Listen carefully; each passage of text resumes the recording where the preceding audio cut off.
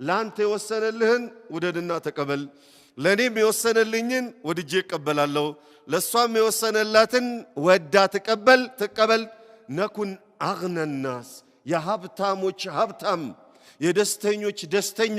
ይልዋል ለዚህ ዓለም ላይ የተወሰነለትን ወዶ የተቀበለ ነው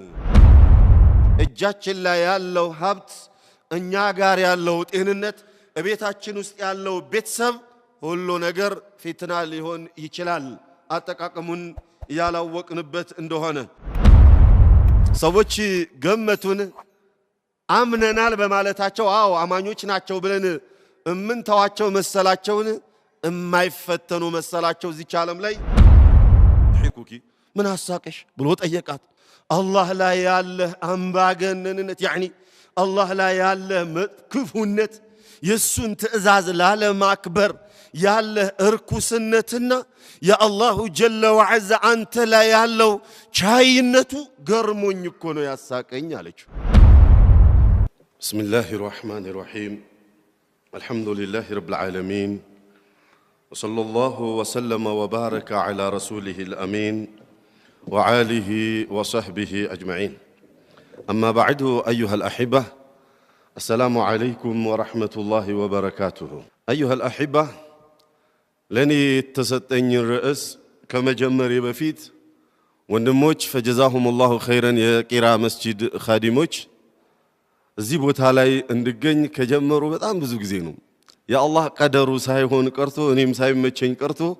እነሱም ተስፋ ሳይቆርጡ ከአመት በላይ ነው ይጠይቁኝ በሆነ ጊዜ እየተባለ አላህ ወሰነውና ዛሬ መጣ ግን ያ አይደለም የገረመኝ እንግዳውስ ርዕስ ምረጡ በየሰላቸው ርዕስ አንተው ምረጥ አሉኝ አይ እናንተ ከተማችሁን አማርኛ የምታውቁት እናንተ ራሳችሁ ርዕስ ምረጡ እኔ ርዕስ ምን አስመረጠኝ በሰው ሀገር ገብቼ ብየብል ግዲ ለማንተው ምረጥ አሉኝና አይ መርጣችሁ ላኩልኝ ብያቸው ሲቆዩ ራሴ ርዕስ መረጥኩኝና እያዘጋጀሁኝ ያለ በቴሌግራም ርዕስ መጣልኝ ምን العجب የመረጡት ርዕስና የመረጥኩት ርዕስ ተመሳሳይ ሆነ የመረጡት ርዕስ አሁን ወንድም ያስተዋወቀው ርዕስ ነው በህይወታችን ደስታ ለምን አጣን እኔ ይሄ ርዕስ ለመረጥኩ መሰላችሁ እነሱ ለምን እንደመረጡ ራሳቸው ወቁት እኔ ለመረጥኩ መሰላችሁ እስካሁን ድረስ ከሰራኋቸው ፕሮግራሞች ዩቲዩብ ላይ ገብቼ ሳይ በዚህ ርዕስ የሰራሁት ፕሮግራም በጣም ታይቷል 10 ምክሮች ተስፋ ለቆረጡ ወንድምና እህቶች ብዬ የሰራሁት የዛሬ 5 ምናምን ዓመት አካባቢ የሰራሁት በጣም የታየ ዩቲዩብ ላይ እሱን ማለት ምን ማለት ነው ሰዎች